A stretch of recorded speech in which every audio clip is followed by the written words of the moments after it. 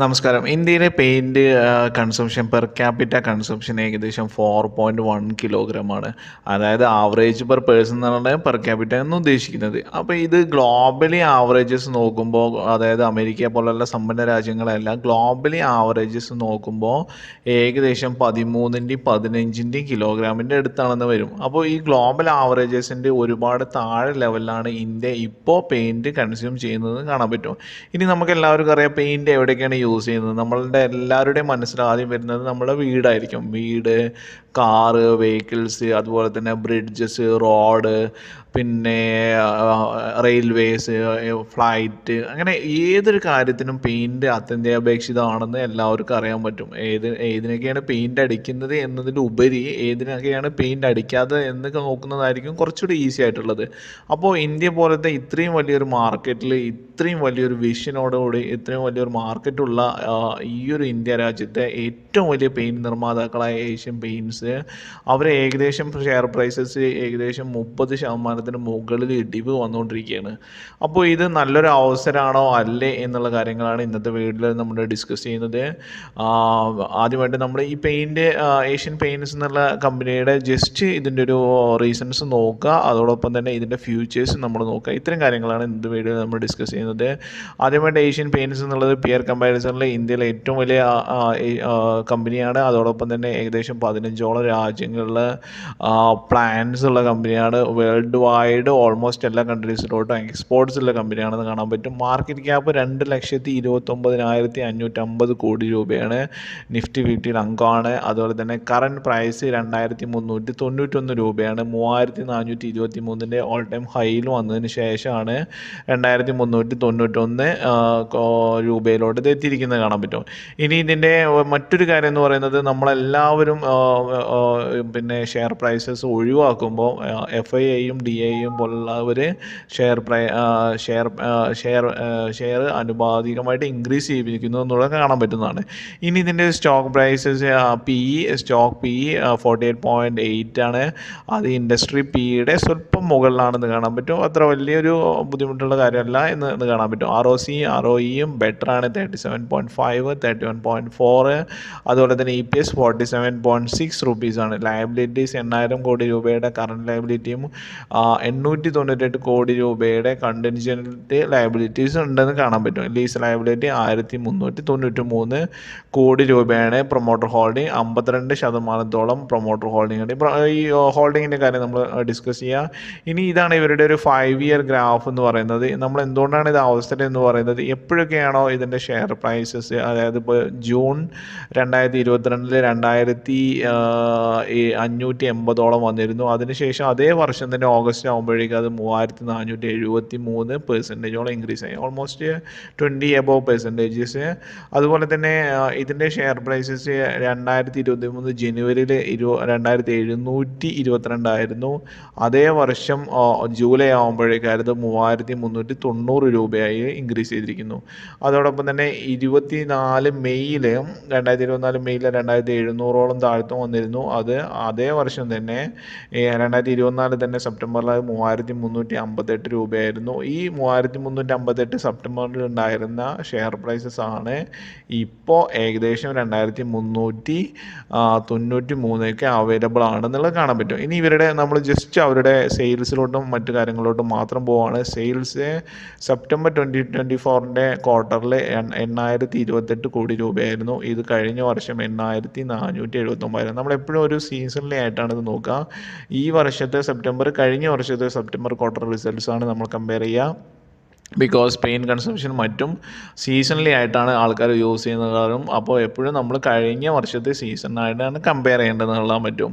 ഇനി ഇതിൻ്റെ ഒരു എക്സ്പെൻസസും 6,788 ആയിരുന്നു. കഴിഞ്ഞ വർഷം ഇത് 6,762 സ്ലൈറ്റ്ലി ഇൻക്രീസ് ചെയ്തിട്ടുണ്ടെന്ന് കാണാൻ പറ്റും. ഓപ്പറേറ്റിംഗ് പ്രോഫിറ്റ്, ഓപ്പറേറ്റിംഗ് മാർജിൻ 15% ആണ്. അന്ന് ഇത് സെപ്റ്റംബറിൽ 20% ഓപ്പറേറ്റിംഗ് പ്രോഫിറ്റ്, അതായത് 100 രൂപ കൊടുക്കുമ്പോൾ 20 രൂപ പ്രോഫിറ്റ് ആയിരുന്നു. ഇപ്പോൾ 100 രൂപ കൊടുക്കുമ്പോൾ 100 രൂപയുടെ സെയിൽസ് വരുമ്പോൾ 15 രൂപയാണ് ഇതിൻ്റെ ഒരു പ്രോഫിറ്റ് എന്ന് കാണാൻ പറ്റും. ഇനി ഇതിൻ്റെ പ്രോഫിറ്റ് ബിഫോർ ടാക്സ് പെർസെൻറ്റേജ് നമ്മൾ ഇൻക്രീസ് ചെയ്തതെന്ന് കാണാൻ പറ്റും. ടാക്സ് പെർസെൻറ്റേജ് ഇൻക്രീസ് ചെയ്തതും നമ്മളുടെ നെറ്റ് പ്രോഫിറ്റ് ഡിക്രീസ് ചെയ്യാനുള്ളൊരു ഒരു കാരണമാണ്. ബിക്കോസ് നമ്മൾ കൂടുതൽ ടാക്സ് കൊടുക്കുമ്പോൾ നമ്മൾ പ്രോഫിറ്റിൽ കുറച്ച് ഡിക്രീസ് വരും. നെറ്റ് പ്രോഫിറ്റ് 694 കഴിഞ്ഞ വർഷം സെപ്റ്റംബറിൽ അത് 1232 ഓൾമോസ്റ്റ് ഹാഫ് ആയിട്ട് നെറ്റ് പ്രോഫിറ്റ് കുറഞ്ഞു എന്ന് കാണാൻ പറ്റും.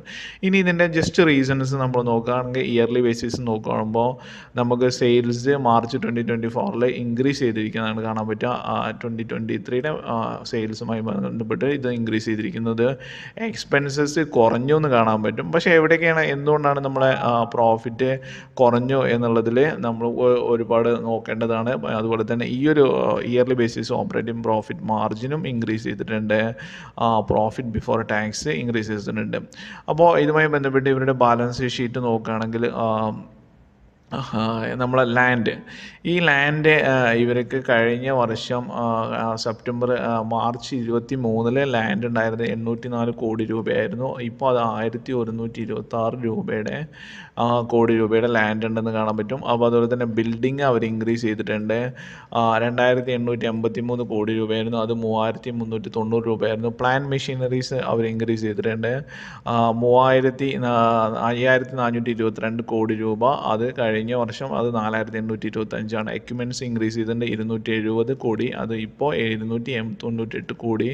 ഫർണിച്ചർ ആൻഡ് ഫിറ്റിങ്സ് ഇൻക്രീസ് ചെയ്തിട്ടുണ്ട്. വെഹിക്കിൾസ് ഇൻക്രീസ് ചെയ്തിട്ടുണ്ട്. ഇൻക്രിജിബിൾ അസറ്റ്സ് ഇതെല്ലാം ഇൻക്രീസ് ചെയ്തിട്ടുണ്ടെന്ന് കാണാൻ പറ്റും. അപ്പോൾ ഇത്തരം കാര്യങ്ങളിലൂടെ അവർ പുതിയ പ്ലാന്റ് ഉണ്ടാകുന്നു, പുതിയ മെഷീനറീസ് അക്വയർ ചെയ്യുന്നു, പുതിയ പ്ലാന്റ്സ് ചെയ്യുന്നു. ഇതിലെല്ലാം കാശ് ഇൻവെസ്റ്റ് ചെയ്യുമ്പോഴാണ് ഇവരുടെ ഒരു പ്രോഫിറ്റ് ഇത് ചെയ്തിരിക്കുന്നതെന്ന് കാണാൻ പറ്റും. ഇനി ഇവരുടെ ഒരു മെറ്റീരിയൽ കോസ്റ്റും മറ്റു കാര്യങ്ങളും നോക്കുകയാണെങ്കിൽ കഴിഞ്ഞ വർഷം അത് 50% ആയിരുന്നു. മാനുഫാക്ചറിങ് കോസ്റ്റ് ഡിക്രീസ് ചെയ്തിട്ടുണ്ടെന്ന് പറയാം. അതുപോലെ തന്നെ ഇവരുടെ ഒരു എക്സ്പെൻസസ് നോക്കുകയാണെങ്കിൽ ക്വാർട്ടർലി ബേസിസ് നോക്കുകയാണെങ്കിൽ എന്താ പറയുക, ജൂണിലെ 2024 അതുപോലെ തന്നെ കഴിഞ്ഞ വർഷം 57%, 56% ആയിരുന്നു മെറ്റീരിയൽ കോസ്റ്റ് വന്നിരുന്നത്. അത് ഈ പ്രാവശ്യം 59% ഇൻക്രീസ് ചെയ്തിട്ടുണ്ട്. എംപ്ലോയി കോസ്റ്റ് 8% ആയിട്ടുണ്ട്. അത് കഴിഞ്ഞ വർഷങ്ങളിലെല്ലാം കഴിഞ്ഞ ക്വാർട്ടേഴ്സിലെല്ലാം 6-7% ആയിരുന്നു. അത് ഇൻക്രീസ് ചെയ്തിട്ടുണ്ട്. അപ്പോൾ മെറ്റീരിയൽ കോസ്റ്റും എംപ്ലോയി കോസ്റ്റും ഇൻക്രീസ് ചെയ്തു. അതുപോലെ തന്നെ ലാൻഡ്, എക്യുപ്മെൻറ്റ്സ്, മറ്റു കാര്യങ്ങളെല്ലാം ഇൻക്രീസ് ചെയ്തു. ഇത്തരം കോസ്റ്റുകൾ ഇൻക്രീസ് ചെയ്തു. പുതിയ പുതിയ പ്ലാനുകൾ അവർ ഇംപ്ലിമെൻറ്റ് ചെയ്തു. ഇത്തരം കാര്യങ്ങളിലൂടെയാണ് പലപ്പോഴും ഇവരുടെ ഒരു സെയിൽസും മറ്റു കാര്യങ്ങളും ഗ്രോത്ത് ഡൗൺ ആയെന്ന് കാണാൻ പറ്റും. അപ്പോൾ ഇത്തരത്തിലുള്ള കമ്പനി കൂടുതൽ ഇൻവെസ്റ്റ് ചെയ്യുന്നു, അതുപോലെ തന്നെ ടാക്സ് കൂടുതൽ കൊടുക്കുന്നു. ഇത്തരം കാര്യങ്ങൾ കൊണ്ട് പ്രോഫിറ്റിൽ ഇടിവ് വന്നിട്ടുണ്ടെന്ന് കാണാൻ പറ്റുന്നതാണ്. അപ്പോൾ ഈ ഇടിവുമായി ബന്ധപ്പെട്ട് ഇത്തരം സ്റ്റോക്ക് പ്രൈസസ് ഇത്രയും താഴ്ന്നു നിൽക്കുമ്പോൾ നമുക്ക് എല്ലാവർക്കും അറിയേണ്ട മറ്റൊരു ഇൻട്രസ്റ്റിംഗ് കാര്യം എന്ന് പറയുന്നത് പ്രൊമോട്ടർ ഹോൾഡിംഗ് 52.63. അവർ സ്റ്റേബിളായിട്ട് തന്നെ പ്രൊമോട്ടർ അതേ ഷെയർ പാറ്റേണിൽ തന്നെ നിൽക്കുകയാണ്. FIAs ഫോറിൻ ഇൻവെസ്റ്റേഴ്സ് നോക്കുകയാണെങ്കിൽ കഴിഞ്ഞ ജൂൺ 2024 ക്വാർട്ടറിൽ 15.27 ആയിരുന്നു. ഇപ്പോൾ അത് 15.28 ആക്കിയിട്ട് FIAs ഇൻക്രീസ് ചെയ്തു. നമുക്ക് എല്ലാവർക്കും അറിയാം ഇന്ത്യയിലെ പല കമ്പനികളിൽ നിന്ന് FIAs വിത്ഡ്രോ ചെയ്തിരിക്കുന്ന ഒരു ടൈമിലും ഏഷ്യൻ പെയിൻറ്റ്സിൻ്റെ FIAs ഈ സ്റ്റേക്സ് ഇൻക്രീസ് ചെയ്തെന്ന് കാണാൻ പറ്റും. DAS ആണ് ഇതിൽ ഗ്രാജുവലായിട്ട് പറയേണ്ടത്. അവർ ഇപ്രാവശ്യം അത് 13.10% ഇൻക്രീസ് ചെയ്തിട്ടുണ്ട്. കഴിഞ്ഞ ഓരോ വർഷങ്ങളിലും 12.3, 11.61, 10.52, 10.1 ഇത്തരം ഇതായിരുന്നു അവർ കഴിഞ്ഞ ഓരോ ക്വാർട്ടറിലും ഉണ്ടായിരുന്നത്. അത് ഗ്രാജുവലായിട്ട് ഇൻക്രീസ് ചെയ്തെന്ന് കാണാൻ പറ്റും. ഗവൺമെൻറ്റിൻ്റെ സ്റ്റേക്സ് സെപ്പറേറ്റ് ആയിരുന്നു. ഇനി വേറെ ഇൻട്രസ്റ്റിംഗ് കാര്യം, പബ്ലിക് നമ്മളെ പോലുള്ള ആൾക്കാർ കഴിഞ്ഞ വർഷം 19.68 ജൂണിൽ ഉണ്ടായിരുന്ന സ്റ്റേക്സ് അല്ലെങ്കിൽ ഷെയർ പെർസെൻറ്റേജസ് ഇപ്രാവശ്യം ഡിക്രീസ് ചെയ്തിട്ട് 18.88 എത്തിയിരിക്കുന്നു എന്ന് കാണാൻ പറ്റും.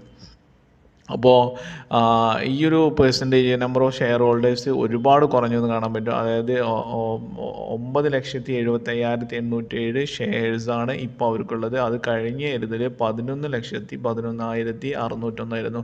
ഇതാണ് നമുക്ക് പലപ്പോഴും ഉണ്ടാവുന്നത്. ഷെയർ പ്രൈസസ് കുറഞ്ഞു വരുമ്പോൾ നമ്മളത് ലോസിലാണെങ്കിലും അത് വിറ്റ് ഒഴിവാക്കുന്നു. ബട്ട് FIAസും DASും പോലുള്ള ആൾക്കാർ അവർ കൂടുതൽ ഇത്തരം സ്റ്റേക്സുകൾ വാങ്ങിയിട്ട് ഇതിൻ്റെ ഒരു പ്രോഫിറ്റ് എൻജോയ് ചെയ്യുന്നു എന്നുള്ള കാര്യം. അപ്പോൾ ഇത്രയൊക്കെ കാര്യങ്ങളാണ് ഇതുമായി ബന്ധപ്പെട്ടുള്ള ഇത് പറയുന്നത്. കമ്പനി ബിഗ്ഗസ്റ്റ് കമ്പനിയാണ്. ഷെയർ ഹോൾഡേഴ്സിൻ്റെ ചില അവരുടെ കോസ്റ്റ് റിലേറ്റഡ് ആയ ഐറ്റംസ് കൊണ്ടാണ് ഷെയർ പ്രൈസസ് കുറഞ്ഞു എന്ന് കാണാൻ പറ്റും. തിരിച്ചു